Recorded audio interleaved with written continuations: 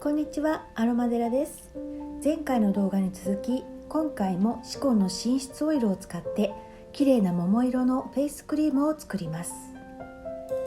このクリームはエイジングケアに有効なシコン、マカデミアナッツオイル、レチノール、アロマ精油を配合して作るスペシャルなクリームです。今回使用するシコンやレチノールなどは店舗には売っていないと思いますので、ネットでの購入先を動画の説明欄に貼っておきますので参考にしてください。そしてこの全てが揃わなくても、例えばシコンとレチノールはなしで桃色にはならないですが、マカデミアナッツオイルと精油だけでもとてもいいクリームができますし、またオイルは他のものを使ってレチノールとアロマ精油だけで作ったり、そしてとても敏感肌の方などはシコンとマカデミアナッツオイルだけで作ってレチノールと精油は省いたりとか、いろいろ応用してみてください。このシコンの有効成分シコニンは油に溶ける脂溶性で、肌荒れ、ニキビ、くすみの予防や改善、そしてシワの予防などによく、また天然でこの美しい色はとても魅力的です。まずシコンの寝室オイルを作ります。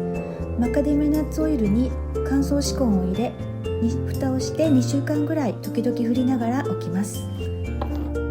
今回使用しているマカデミアナッツオイルは人の皮脂に含まれ、老化とともに減っていく成分パルミトレイン酸を多く含有しています。他にアルガンオイルなんかもおすすめです。そして赤いオイルができましたら、目の細かい茶こしやコーヒーフィルターなどでこしておきます。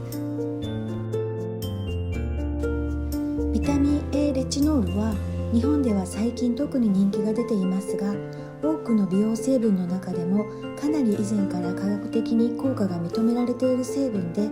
老化によるシワ予防や小じわの改善に効果的です。レチノールで肌が赤くなってしまったり、皮がめくれてヒリヒリしたりすることがありますけれども、今回使うレチノールはパルミチン酸レチノールで、レチノールの中では比較的マイルドなものです。ただ個人差はありますが、効果も穏やかで即効性は高くないかと思いますので、時間をかけてお手入れしてみてください。では材料です。シコン寝室オイル 15ml、 植物性乳化ワックス 5g、 芳香蒸留水または精製水 30ml、 レチノール 0.5g 弱。これは自然化粧品研究所というところのものです。メーカーによって分量が変わってきますので、それに合わせて入れてください。あとアロマ精油、これはフェイス用なので 0.5% の5滴以下でお願いします。あと耐熱性の容器2個と温度計と電動泡立て器やミルクフォーマーなど、なければ小型の泡立て器で結構です。あとクリーム容器やヘラなどもご用意ください。そしてアロマ精油ですが、皮膚再生作用や細胞成長促進作用などエイジングケアにおすすめの精油はフランキンセンス、パルマローザ、ローズマリーベルベノン、ゼラニウム、ラベンダー、ローズ、ネロリ、パチュリー、ベンゾインなどです。これらを参考にしてみてください。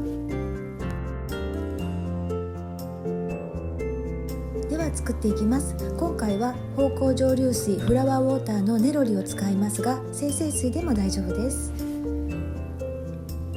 分量の精製水または芳香蒸留水を耐熱容器に量り入れます。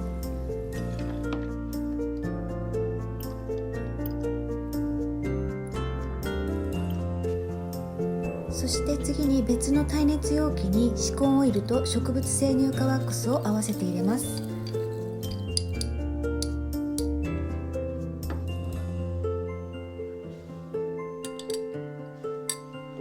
そしてこの両方を湯煎にかけます。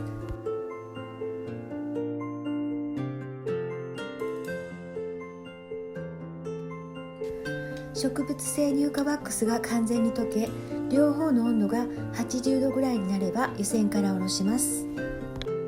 湯煎から上げたらオイルの方に精油とレチノールを入れて混ぜます。精油はいつもなら乳化してからクリームの最後の方に入れるのですが、今回はレチノールとともにこのクリームの中により均一に混ざるようにするためにこの段階で入れています。今回レチノールの量が 0.5g ということで、ちょっと量りによっては測るのが難しいかもしれません。私が 0.5g 測ってみたのですが、このスポイト容器でだいたい20滴ぐらいでしたので参考にしてください。そして泡立て器で混ぜながらオイルの方に水分の方を少しずつ入れていきます。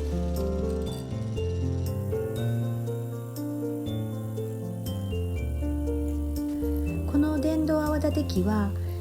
ハンドクリームの動画でもご紹介していますが、ダイソーで300円ぐらいで購入したものです。長年愛用していても壊れなくて、ものすごいコスパの良さです。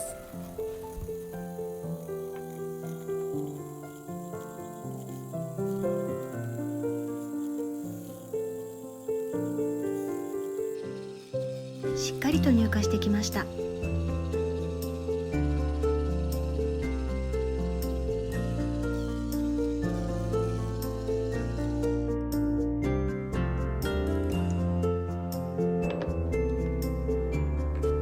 綺麗な桃色のしっかりとクリーム状になっています。消毒した容器に詰めて出来上がりです。このクリームは保存料が入っていませんので、小分けにして使う分だけ出しておかれる方がいいかと思います。できるだけ早めに使い切ってくださいね。このピンク色は肌に塗ってのばすと全く色はつきません。このクリームは本当に保湿力が高くって夜につけて寝ると翌朝とってもしっとりしているので、ぜひおすすめです。作ってみてください。レチノールを入れた場合、紫外線に当たらない方がいいですので、夜用のクリームとしてお使いください。